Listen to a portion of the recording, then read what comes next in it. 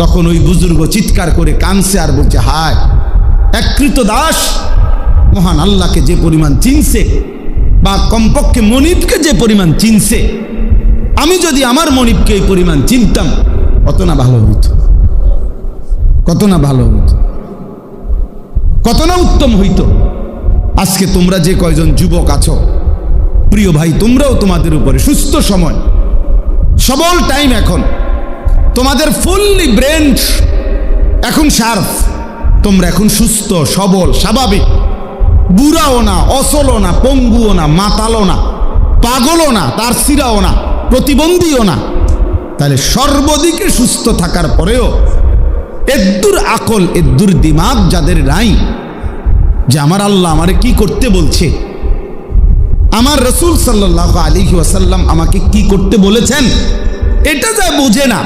এদ্দুর বিবেক যার নাই, তার মতো অপদার্থ আর কেউ হইতে পারে না।